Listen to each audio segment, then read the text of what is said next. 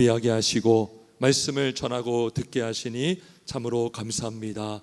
하나님께서 이 시간 또 깨닫게 해주시고 우리에게 또 눈을 열어주셔서 성경을 깨닫게 하시고 또 성경을 읽고 듣고 또 묵상하는 것이 즐거운 우리 모두가 되게 하여 주시옵소서. 감사드리며 예수님의 이름으로 기도하옵나이다. 아멘. 할렐루야. 이제 어성경 읽어지네. 다시 또 합니다. 우리 한동안 웨스트민스터 신앙고백서 우리가 한 11번, 12번 정도 하고 다시 이전에 했던 것을 이어서 어성경 60번째 시간입니다. 우리가 이제 이 교재를 이제 우리가 참고하고 있는데 제가 어성경 읽어지네 이 교재를 처음 이렇게 접하게 된 것은 2000년대 중반이었던 것 같습니다. 제가 청년 때, 그러니까 제가 뭐 신학 공부를 하기 전에 2024년도인가 5년도였는데 교회에서 이 세미나를 했어요. 세미나를 했고 이렇게 그 강의하는 것을 제가 들었는데 그때 청년 때에 전부는 아니고 많이는 아니지만 일부 성경 보는 눈이 열리더라고요. 네. 성경이 이렇게 구성이 되어 있고 이렇게 나열이 되어 있구나. 여러분 성경 일독을 결심하시고 주로 어디서 멈춥니까? 레위기에서 멈추죠. 그죠? 누가 그러더라고요? 레위기가 아니라 내 위기라고. 내 위기다. 레위기를 읽으면 뭐 위기감이 막 느껴지는 거죠. 예, 그래서 창세기 너무나 재밌어요. 하나님의 창조 사건, 아브라함, 이삭, 야곱, 요셉 얼마나 드라마틱합니까? 그리고 출애굽기 보면은 막 10가지 재앙 나오죠. 그 다음에 그 여러 가지 사건들이 나오면서 너무나 재미있는데 레위기를 탁 하면 정말 듣도 보지 못한 무슨 제사법, 소제, 뭐 속건제, 뭐 번제, 막 그런 것들 보면서 막 정결법, 아니 지금 이 시대에 어떻게 이런 말씀이 있지 하면서 굉장히 의아해하면서 성경을 읽다가 못 읽겠다 하는 분들이 있어요. 그러니까 우리가 오늘 읽은 역대상도 마찬가지죠. 여러분 역대상을 1장을 쫙 피면 뭐부터 나옵니까? 예? 역대상 족보가 나와요. 족보. 여러분 족보 재밌습니까? 예? 아담, 셋, 에노스, 게난, 마하랄렐, 야렛. 저희가 새벽기도 때에 한 장씩 하거든요. 지금 예레미야 하는데 역대상 할 때 제가 힘들었어요. 예. 이거 아담, 셋 이거 틀리면 안 되잖아요. 정신 차리고 딱 보면서 해야 되는데 이렇게 족보가 나오면 또 힘들어요. 족보가 나오면 힘들고. 근데 이 성경 읽어지를 보면 왜 족보가 중요한지, 왜 레위기가 출애굽기 다음에 있었는지 알 수가 있다는 것입니다. 자, 한번 우리 화면을 한번 보겠습니다. 화면을 보시면 좀 안 보일 것 같은데 교주에 다 있는 거예요. 성경은 구약 성경이 총 몇 권 있죠? 39권 있고 그 39권을 세 부류로 나누면 17권, 5권, 17권이라는 거죠. 17권은 뭐냐? 창세기부터 에스더까지 역사, 시간, 흐름대로 기록된 것이 바로 17권이고 5권은 뭐냐?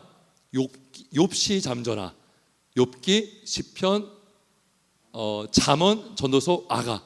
이것을 보통 우리가 시가서라고 하는데 여러분 시편은 시간의 흐름으로 진행되지 않습니다. 기록된 게 아닙니다. 그래서 우리가 만약에 민수기를 보거나 또 사사기를 보면 시간의 흐름을 따라서 알아야 이해가 되지만 시편은 우리가 오늘 잠언 3장 5절이 뭐예요?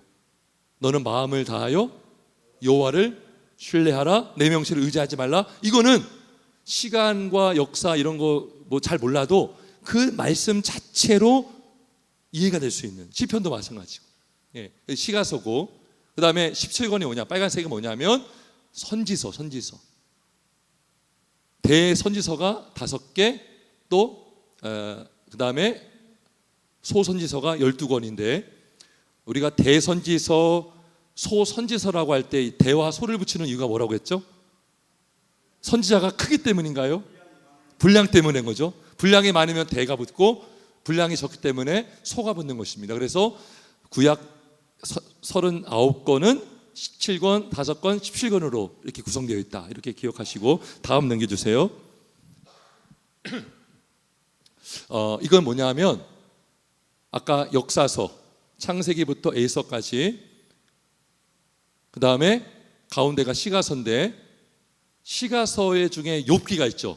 예, 욥기가 있는데 왜 욥기가 왜 맨 꼭대기에 있을까요? 창세기에 있을까요? 욥기는 시가서지만 욥기가 기록된 배경이 언제냐? 족장시대입니다. 예, 족장시대. 그러니까 욥이 살았던 시대는 아브라함, 야곱, 이삭과 같이 살았던 족장시대예요. 굉장히 오래전의 인물입니다. 그래서 시가서를 창세기로 연결시켰고, 그다음에 시편이 왜 사무엘 상하 옆에 있을까요? 시편이 150편인데 반 이상을 누가 썼어요? 다윗이 썼어요. 다윗. 그래서 시편은 사무엘 상하에 연결되어 있습니다. 그래서 시편을 읽을 때 사무엘 상하를 이해하고 읽으면 이해가 됩니다. 시편 51편은 거기 표제에 이렇게 나와 있어요. 다윗이 밧세바 여인을 범하고 쓴 시, 이렇게 되어 있어요. 네. 그래서 그 사건을 알아야 시편 51편이 이해가 되는 것입니다. 그리고 잠언, 전도서, 아가서는 왜 11개 상하에 있죠? 잠언, 전도서, 아가서의 저자가 누구예요?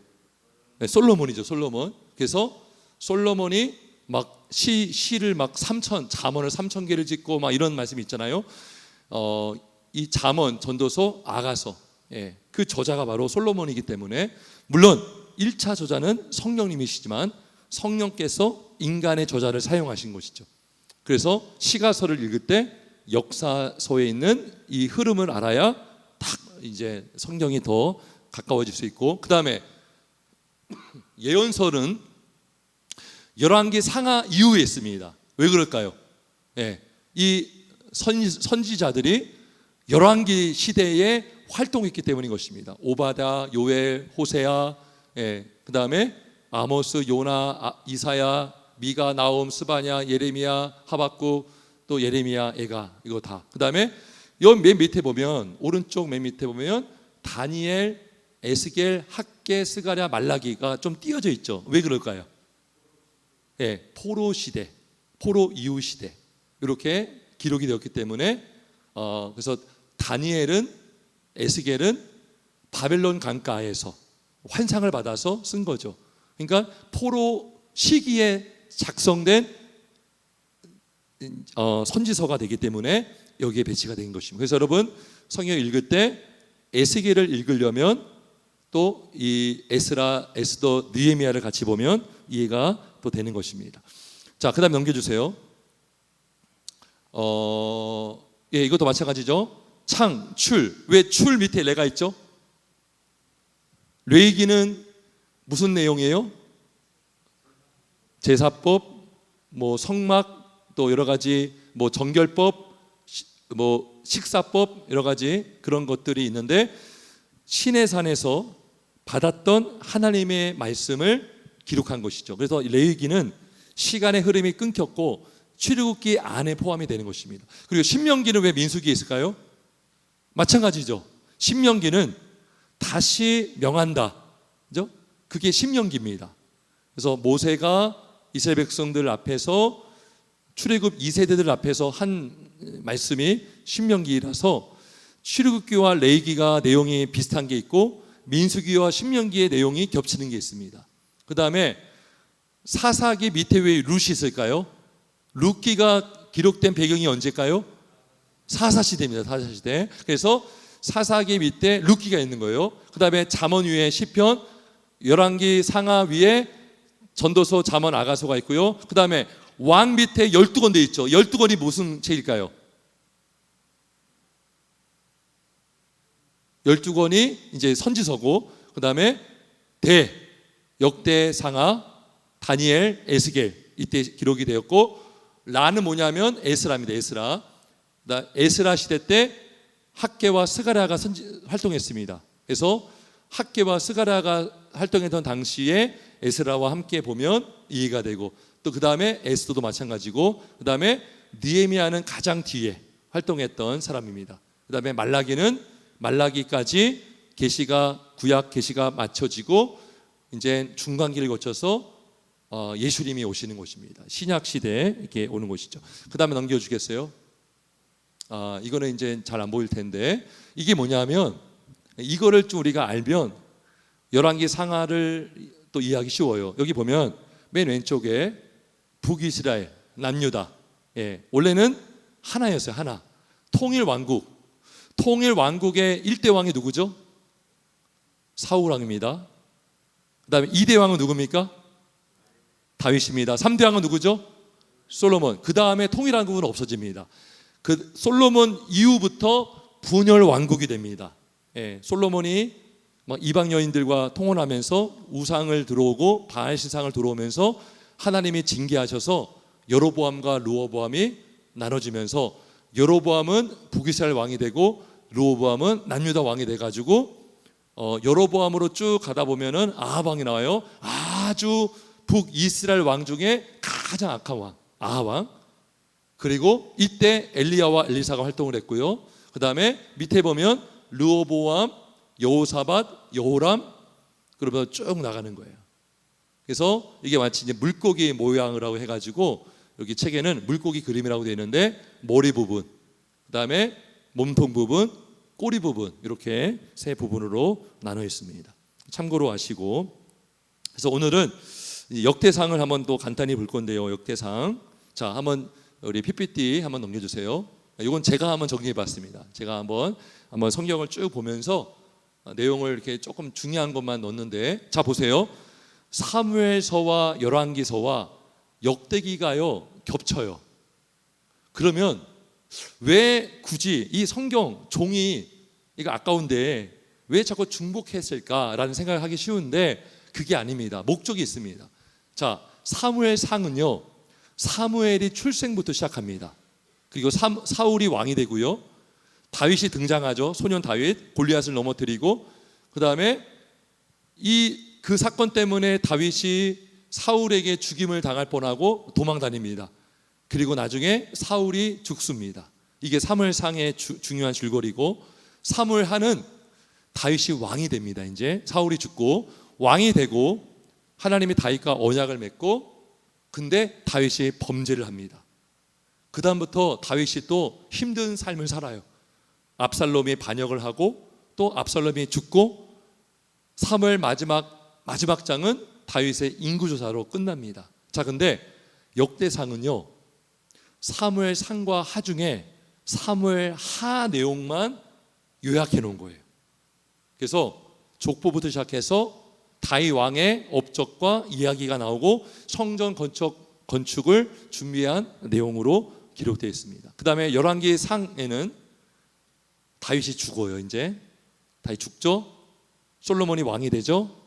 그 다음에 다윗은 성전을 준비만 했는데 솔로몬은 성전을 건축합니다. 그런데 또 솔로몬이 교만해져 가지고 범죄합니다. 그리고 나서 왕국이 분열되고요. 그 다음에 엘리야가 이제 활동한 내용이 나옵니다. 열왕기상 18장에 갈멜산 전투가 나오죠. 그 다음에 열왕기 하에는 엘리야와 엘리사의 내용이 앞에 많이 나오고요. 그 다음에 열왕들 이야기로 합니다. 근데 역대하에도 비슷하는데 열왕기 하와 역대하가 다른 게 있어요. 뭘까요? 역대하에는 이스라엘 왕이 안 나옵니다. 안 나오고 주로 유다 열왕들의 역사가 나오고 솔로몬의 성전 건축 이야기가 나오고요. 역대상도 마찬가지입니다. 사무엘 상에는 사울 왕의 이야기가 많이 나왔지만 역대상에는 사울 왕의 이야기가 안 나와요. 단 한 장만 나옵니다. 10장. 사울이 왜 죽었는지, 왜 망했는지 그 이유 하나 나오고, 대부분은 다 다윗에 대한 이야기입니다. 그래서 왜 역대상이 왜 다윗에 집중하고 성전의 건축 집중했는지를 한번 간단히 나누려고 합니다. 자, 일단 역대상의 기록 시기가 언제일까요? 언제 역대상이 기록되었을까요? 포로 열왕기 때 기록됐을까요? 아니면은 포로 이후에 기록되었을까요? 포로 이후. 오늘 말씀 볼까요? 9장 1절 한번 있습니다. 역대상 9장 1절 시작.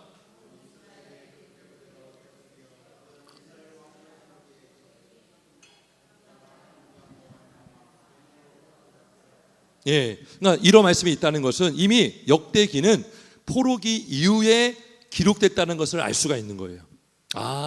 그래서 이 역대기의 1차 처음에 이 말씀을 들었던 사람들은 포로에서 귀환한 유다 백성들입니다. 예, 한번 상상을 해보세요. 여러분이 포로로 끌려갔다가 70년 만에 포로에서 귀환한 상태에서 지금 역대기 설교를 듣고 있는 거예요. 예, 그런 생각을 가지고 한번 성경을 읽어볼 수도 있는 것이죠. 그러면 역대기가 기록된 역사 범위가 언제부터 언제까지일까요? 아담부터 포로 귀환까지죠. 왜냐하면 역대상 1장 1절에 누구부터 시작합니까? 아담, 그죠? 아담, 셋, 에노스. 아담으로부터 포로 귀환까지 이게 역사가 범위가 되어 있는 것입니다. 그리고 이 역대상에 4가지 강조점이 있는데 첫째는 뭐냐? 바로 창조주 하나님이십니다. 따라 봅시다. 창조주 하나님. 창조주 하나님. 하나님은 이 세상을 창조하실 뿐만 아니라 시간도 만드셨고 역사도 주관하시는 분이 하나님이십니다. 자, 포로에서 귀환한 사람들이 역대상 1장 1절 한번 볼까요? 아담, 셋, 에노스, 게난, 마할렐, 야렛, 에녹, 무드셀라, 라멕, 노아, 셈, 함, 야벳 조상들이라. 그 다음에 27절에 보면 아브라함 곧 아브라함은 조상들이요. 쭉 나오죠. 계속 지금 그 다음에 이스라엘 지파들의 유다 자손, 또 여러 가지 자손들의 족보가 나옵니다. 왜 족보가 이렇게 기록되어 있느냐? 역사를 주관하는 분이 누구십니까? 하나님이십니다. 그러니까 이 당시나 지금도 하나님은 살아계시고 온 우주와 온 민족의 역사를 주관하시는 분은 하나님이십니다. 할렐루야. 죄송합니다. 영어를 써서 역사가 영어로 뭡니까? 히스토리. HISTORY인데 그거를 다시 풀으면 그의 이야기가 되는 거예요. His story. 그의 이야기. 그의 이야기가 누구의 이야기예요? 하나님의 이야기예요. 하나님의. 여러분, 성경의 주인공은 사람이 아닙니다. 아브라함도 아니고요, 모세도 아닙니다. 아브라함과 모세를 통해서 역사하시고 운행하시고 일하신 하나님이십니다. 하나님. 그래서 아담부터 쭉 족보가 기록된 것은 포로에서 귀환한 사람들에게 보여주는 거예요. 이 세상을 창조하신 아담을 지으셨고 너희들을 만드신 분은 하나님이시고 지금도 하나님은 일하시고 운행하시고 온 우주의 역사를 주관하고 계신다라는 것을 잊지 말라는 것입니다. 두 번째로 역대상의 두 번째 핵심은 바로 다윗이에요. 따라합시다. 다윗. 네, 다윗입니다. 다윗. 역대상은요 주로 다윗 왕에 대한 이야기가 많이 나와 있습니다. 다윗 왕의 업적, 성전을 건축한 내용들이 많이 나왔습니다. 그럼 왜 다윗의 이야기가 이렇게 많이 나올까요? 그것은 바로 하나님이 다윗과 맺으신 언약 때문에. 언약. 우리 사무엘하 7장 한번 가보겠습니다. 사무엘하 7장. 사무엘하 7장입니다. 사무엘하 7장.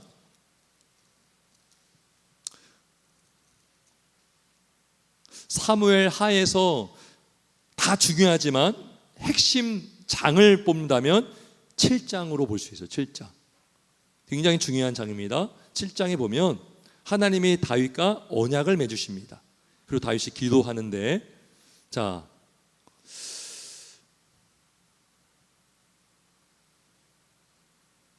15절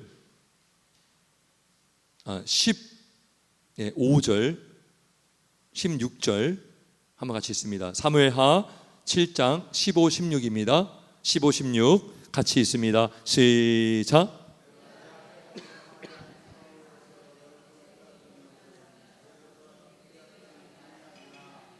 내 집과 내 나라가 내 앞에서 영원히 보존되고 내 왕위가 영원히 견고하리라 하셨다 하라. 아멘. 아멘.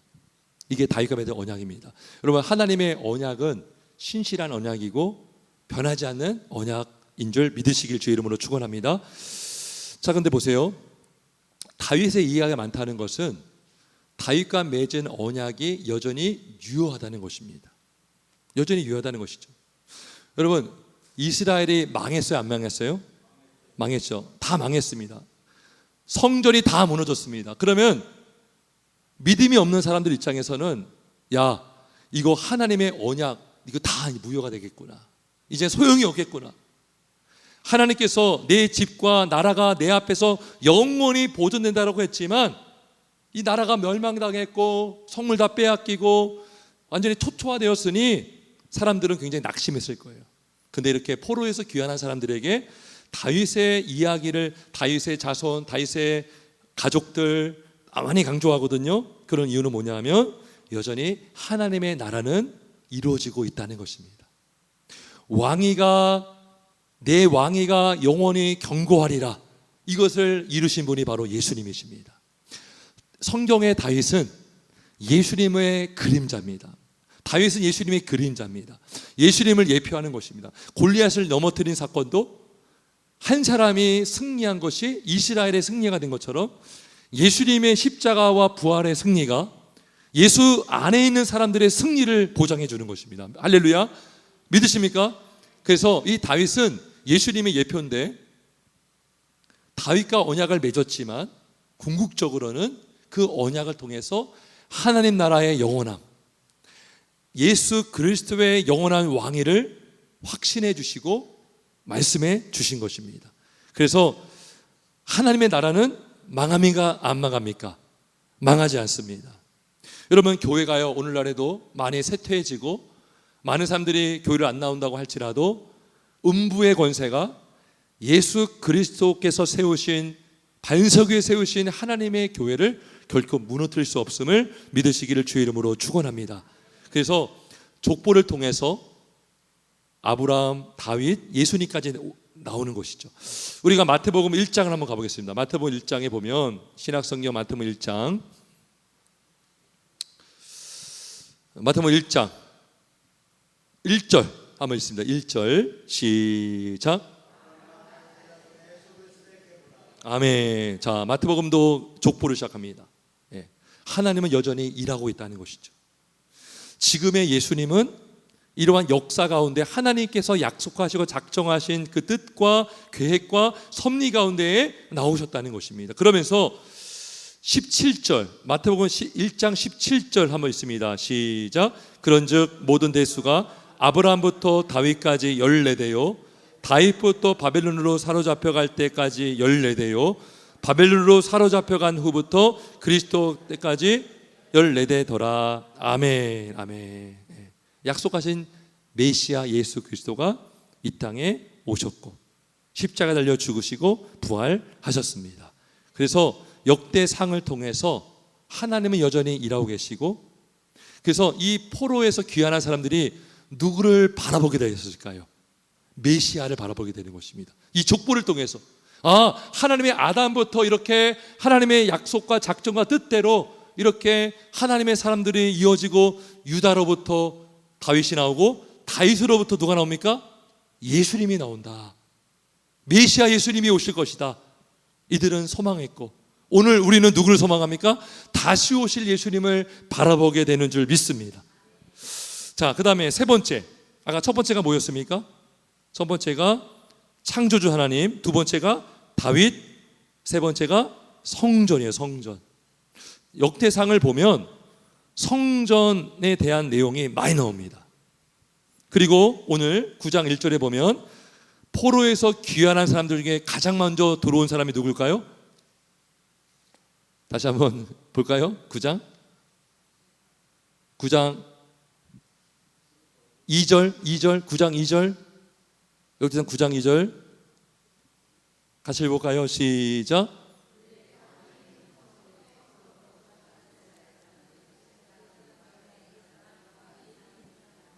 예, 누가 먼저 들어왔어요? 제사장들과 레위 사람들. 이들이 뭐 하는 사람들입니까? 성전에서 일하는 사람들이죠. 이들이 먼저 가서 성전을 회복하게 하신 것입니다. 여러분, 건물만 지으면 뭐합니까? 제사장들이 있어야 되고 레위 사람들이 있어야 되기 때문이죠. 이것은 다시 말하면 포로에서 귀환시켜준 하나님의 목적이 있습니다. 왜 이들을 포로에서 귀환하게 하셨을까요? 뭐 하라고? 따라 봅시다. 예배하라고. 예배하라고 포로에서 귀환하게 하신 줄 믿습니다. 여러분, 이스라엘 백성들이 이집트에서 출애굽시켜 주신 이유가 뭡니까? 뭐 하라고? 예배하라고, 제사하라고. 여러분, 출애굽한 목적이 그거예요. 예배하라고 출애굽시켜 준 겁니다. 그러면 우리를 여러분 죄에서 출하게 하신 이유가 뭡니까? 구원한 이유가 뭡니까? 뭐 하라고? 예배하라고, 예배하라고. 그래서 역대상을 통해서 귀환한 백성들에게 말씀해 주는 거예요.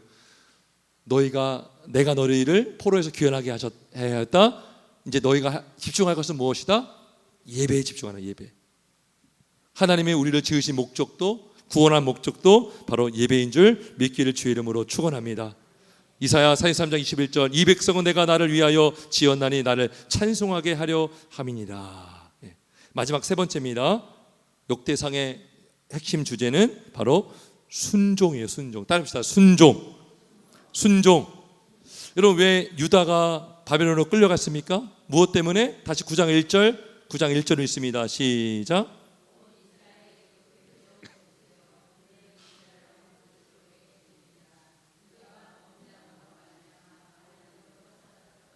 예, 역대기는요, 왜 이들이 망했는지 아주 정확하게 말씀해 줍니다. 유다가 범죄함으로 그래요. 범죄함으로. 유다가요, 이스라엘이 정치를 잘못하거나 외교를 잘못해서 망한 게 아니라 1차적으로 하나님께 범죄함으로 망한 거예요. 예. 많은 우리 믿음의 선배들이요, 왜 6.25 전쟁이 났는가 라고 했을 때 많은 우리 목사님들, 믿음의 사람들은 신사참배 때문이었다라고 말합니다. 실제로 인천 상륙작전 직전에 초란교회에서 목사님들 200명이 모여서 두 가지를 크게 회개했는데 그 중에 하나가 신사참배 때문에 하나님이 우리를 이렇게 진노하셨다, 이렇게 회개하면서 설교를 하시면서 참회하고 회개했던 사건이 있습니다. 그래서 하나님께 범죄함으로 나라가 어려지는 거예요. 예, 하나님의 말씀을 순종하지 않고. 자, 그리고 사울도 마찬가지예요. 사울 10장을 가보면 사울이 왜 이렇게 비참한 만로를 맞이했는가? 10장 13절 14절을 한번 같이 봅니다. 역대상 10장 13절과 14절 말씀입니다. 같이 읽습니다. 시작.